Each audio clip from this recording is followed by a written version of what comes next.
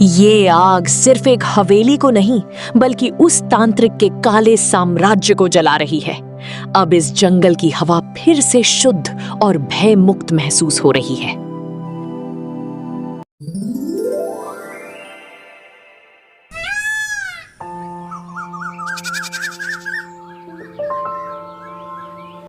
पुरानी हवेली के पीछे घना जंगल था। वहां चांदनी रात में एक इच्छाधारी नागिन अपने असली रूप में प्रकट होकर रो रही थी। मेरे स्वामी को उन शिकारियों ने बेरहमी से मार दिया।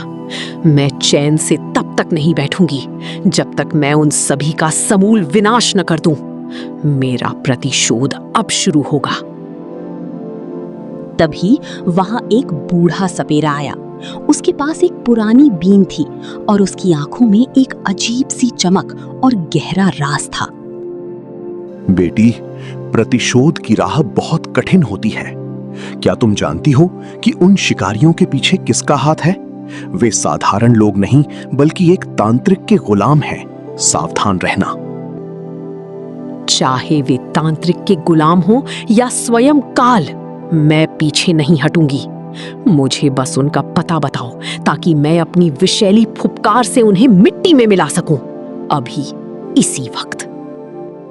सपेरे ने एक पुरानी पोटली खोली। उसमें से एक भस्म निकली जिसे हवा में उछालते ही एक हवेली का दृश्य उभरने लगा। उस हवेली की तीसरी मंजिल पर वो तांत्रिक बैठा है। वो तुम्हारी मणि छीनना चाहता है। अगर तुम वहां गई तो अपनी शक्तियां खो सकती हो, क्योंकि वहां पवित्र मंत्रों का घेरा है। शक्तियां जाएं तो जाएं, पर मेरा स्वाभिमान और मेरे स्वामी की हत्या का बदला अधूरा नहीं रहेगा। मैं इंसान का रूप धरकर उस हवेली के भीतर प्रवेश करूंगी और सबको खत्म कर दूंगी। नागिन ने अपनी आंखें बंद की। देखते ही देखते वह एक सुंदर स्त्री में बदल गई जिसने लाल रंग का जोड़ा पहना हुआ था। अब मैं इस रूप में वहां जाऊंगी। कोई भी मुझे पहचान नहीं पाएगा। आज की रात उस हवेली में मौत का तांडव होगा और कोई भी इंसान सूर्योदय देखने के लिए जीवित नहीं बचेगा। काली रात के साए में नागिन हवेली के मुख्य द्वार पर पहुंची। वहां 2 पहरेदार बंदूकें लेकर मुस्तैदी से खड़े होकर पहरा दे रहे थे। रुको, तुम कौन हो और इस आधी रात को यहाँ क्या कर रही हो? यहाँ किसी भी बाहरी व्यक्ति का आना सख्त मना है। जल्दी से बताओ वरना अंजाम बुरा होगा। मैं पास के गांव की एक भटकती हुई मुसाफिर हूँ। मेरी गाड़ी खराब हो गई है और मुझे सर छुपाने के लिए बस आज की रात जगह चाहिए।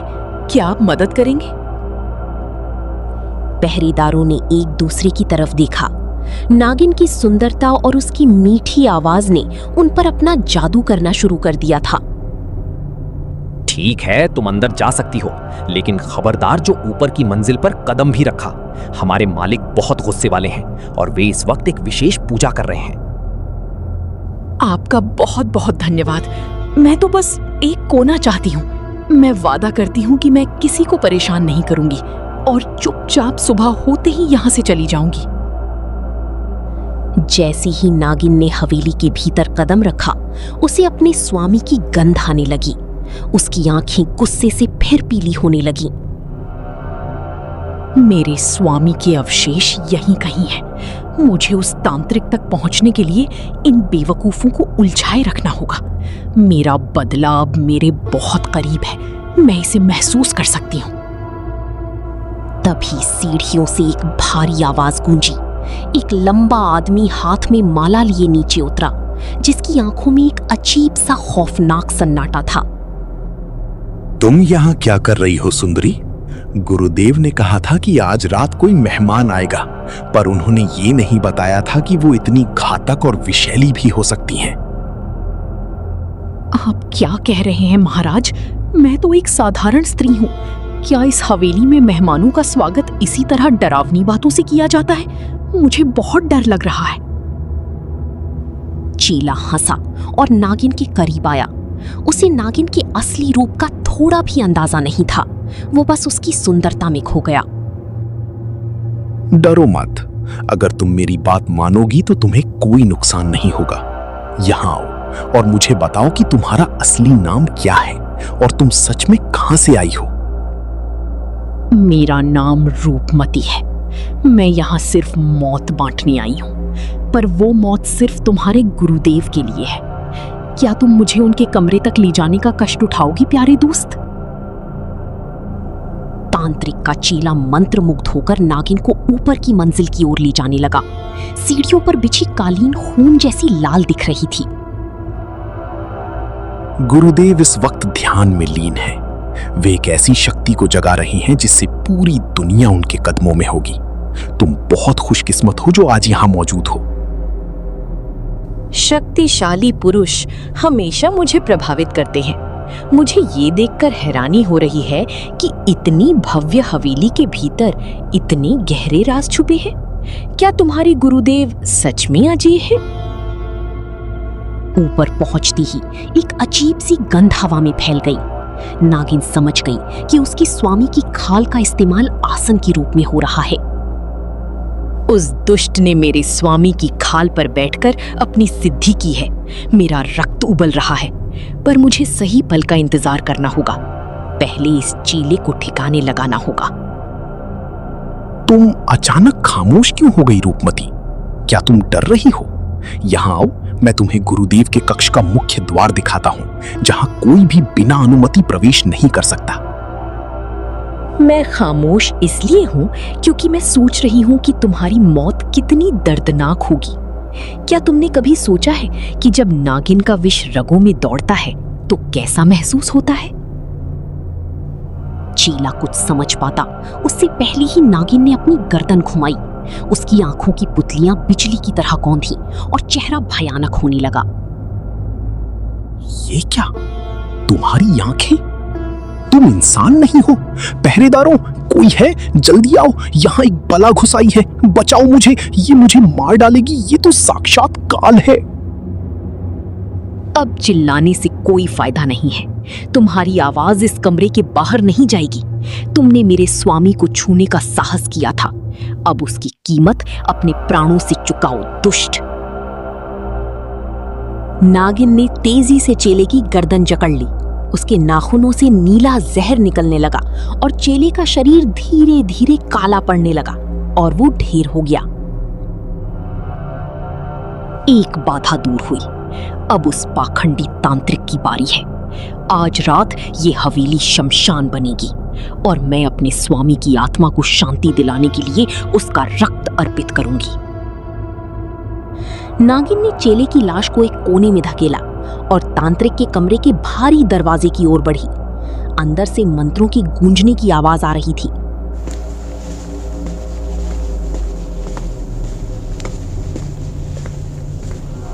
नागिन ने एक जोरदार प्रहार से कमरे का दरवाजा खोल दिया। अंदर चारों ओर धुआं था और तांत्रिक एक वेदी के सामने बैठा था। मैं जानता था कि तुम आओगी। उस मूर्ख चेले को मारकर तुमने साबित कर दिया कि तुम एक शक्तिशाली नागिन हो। लेकिन क्या तुम मेरी इस जादुई शक्ति को हरा पाओगी? तेरी मौत तुझे बुला रही है पाखंडी। तूने मेरे स्वामी की हत्या की और उनकी पवित्र खाल का अपमान किया। आज मैं तेरे टुकड़े टुकड़े करके इसी अग्नि कुंड में स्वाहा कर दूंगी। तांत्रिक जोर जोर से हंसने लगा और उसने अपने हाथ में पकड़ी हुई भस्म हवा में फेंक दी। अचानक चारों तरफ एक अदृश्य दीवार बन गई। ये मंत्रों का घेरा है जिसे कोई भी इच्छाधारी नाग पार नहीं कर सकता। तू जितनी कोशिश करेगी उतनी ही तेरी शक्ति कम होती जाएगी। अब अपनी मणि मुझे सौंप दे। तेरा भ्रम बहुत बड़ा है तांत्रिक। एक नागिन का प्रतिशोध मंत्रों की दीवारों से नहीं डरता। मैं अपनी आत्मा का बल लगाकर इस घेरे को अभी इसी वक्त राख कर दूंगी। नागिन ने अपना असली रूप धारण कर लिया और उसकी फुफकार से पूरी हवेली हिलने लगी। उसके मस्तक पर लगी मणि तेज रोशनी से चमकने लगी। ये क्या? तेरी मणि इतनी शक्तिशाली कैसे हो सकती है? रुक जा, अगर तूने इस शक्ति का इस्तेमाल किया तो ये हवेली और तू दोनों ही पूरी तरह से भस्म हो जाओगे। अगर तेरे साथ मुझे भी मरना पड़े तो मुझे ये सौदा मंजूर है। तेरे जैसे पापी का अंत करना ही अब मेरे जीवन का एकमात्र लक्ष्य बचा है। अब तैयार हो जा। नागिन ने अपनी पूरी शक्ति बटोरी और तांत्रिक की सुरक्षा घेरे पर एक भयानक प्रहार किया। नीली बिजली की तरह एक रोशनी पूरे कमरे में फैल गई। नहीं, मेरा सुरक्षा कवच टूट रहा है। ये असंभव है। कोई साधारण नागिन ऐसा नहीं कर सकती। तुम आखिर कौन हो? तुम्हारी असलियत क्या है? मुझे सच सच बताओ। मैं सिर्फ एक नागिन नहीं बल्कि उस महादेव की भक्त हूँ जिनकी तूने झूठी पूजा की। अब तेरा काल तेरे सामने खड़ा है। अपनी अंतिम प्रार्थना पढ़ ले दुष्ट। सुरक्षा घेरा कांच की तरह टूटकर बिखर गया। तांत्रिक खौफ की मारी पीछे हटने लगा, लेकिन नागिन ने उसे अपनी पूंछ के घेरे में जकड़ लिया। तांत्रिक नागिन की पकड़ में असहाय होकर छटपटाने लगा। उसकी सांसें फूल रही थी और चेहरे पर मौत का साया साफ नजर आने लगा था। मुझे छोड़ दो। मैं तुम्हें वो सब वापस दे दूंगा जो मैंने छीना है। मैं वादा करता हूं कि मैं इस जंगल को छोड़कर हमेशा के लिए बहुत दूर चला जाऊंगा। क्षमा पापियों के लिए नहीं होती। तुमने मेरे स्वामी के प्राण लिए, क्या तुम उन्हें वापस ला सकते हो? तुम्हारे प्राण ही अब इस अपराध का एकमात्र प्रायश्चित और अंतिम न्याय है। नागिन ने अपनी पकड़ और मजबूत कर दी। तांत्रिक की हड्डियां टूटने की आवाज पूरे कमरे में गूंजने लगी, जिससे माहौल और भी भयानक हो गया। अगर मैं मर गया तो वो मणि हमेशा के लिए पत्थर बन जाएगी। उसे जागृत रखने का गुप्त मंत्र केवल मुझे पता है। बिना मेरे तुम अपनी शक्तियां भी खो दोगी। झूठ बोलना बंद करो। मणि की शक्ति निस्वार्थ प्रेम और भक्ति में होती है, न कि तुम्हारे जैसे किसी लालची और दुष्ट इंसान के गंदे मंत्रों और तंत्र विद्या के काले साए में। नागिन ने अपना फन ऊपर उठाया और तांत्रिक की छाती पर जोर से वार किया। उसका विष तांत्रिक के पूरे शरीर में बिजली की तरह तेजी से फैल गया। ये जलन, ये दर्द सहा नहीं जा रहा। तुमने जीत तो ली है, लेकिन याद रखना कि मेरे जैसे और भी शिकारी इस मणि की तलाश में हमेशा आते रहेंगे। आने दो उन्हें। जो भी बुरी नियत लेकर इस पवित्र स्थान पर कदम रखेगा, उसका हश्र तुझसे भी बदतर होगा। मैं इस मणि और प्रकृति की रक्षक बनकर यहां खड़ी हूं। तांत्रिक का शरीर धीरे धीरे पत्थर की तरह सख्त होकर ठंडा पड़ गया। उसके प्राण निकलते ही पूरी हवेली में छाया हुआ काला जादू अचानक गायब हो गया। स्वामी, आज आपको न्याय मिला है। आपकी आत्मा को अब शांति मिले। मैं इस पापी की देह को इसी अग्नि में भस्म करके यहां से विदा लेती हूं, शांति के साथ। नागिन ने अपनी पूंछ से जलती हुई मशाल को तांत्रिक के आसन पर फेंक दिया। देखते ही देखते वो कमरा धू धू कर जलने लगा और सब खत्म हो गया।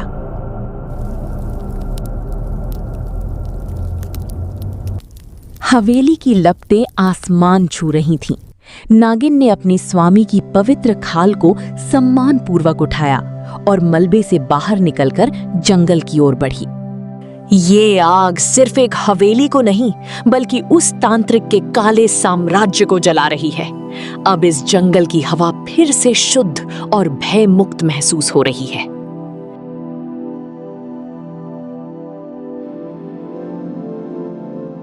जंगल की मुहाने पर वही बूढ़ा सपेरा खड़ा इंतजार कर रहा था। उसकी आंखों में संतोष था, जैसे उसे पता था कि न्याय हो चुका है। बेटी, तुमने वो कर दिखाया जो असंभव था, लेकिन याद रखना, प्रतिशोध की आग बुझने के बाद मन में जो खालीपन आता है, उसे भक्ति से ही भरा जा सकता है। बाबा, मेरा कार्य पूर्ण हुआ। अब मैं इन अवशेषों को पावन नदी में प्रवाहित करूंगी और वापस अपनी साधना में लीन हो जाऊंगी, ताकि फिर कोई अनिष्ट ना हो। पूर्णिमा का चांद बादलों से बाहर निकल आया। उसकी शीतल चांदनी नागिन की थकी हुई आत्मा को शांति और नई ऊर्जा प्रदान करने लगी। जाओ बेटी, शिव मंदिर की नीलमणि अब फिर से सुरक्षित है। जब तक तुम जैसी रक्षक जीवित है, तब तक कोई भी अधर्मी इस प्रकृति को नुकसान नहीं पहुंचा पाएगा। आपका मार्गदर्शन हमेशा मेरे साथ रहा। अब मैं विदा लेती हूँ।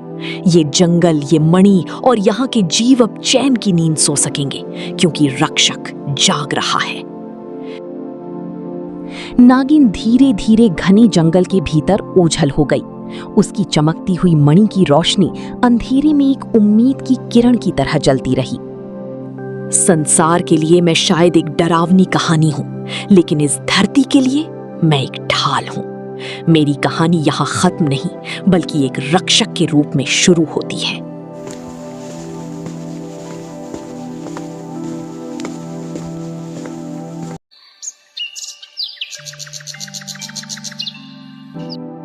सुबह की पहली किरण के साथ ही वो पुरानी हवेली राख का ढेर बन चुकी थी। नागिन अब अपने असली घर, उस प्राचीन मंदिर में पहुंच चुकी थी।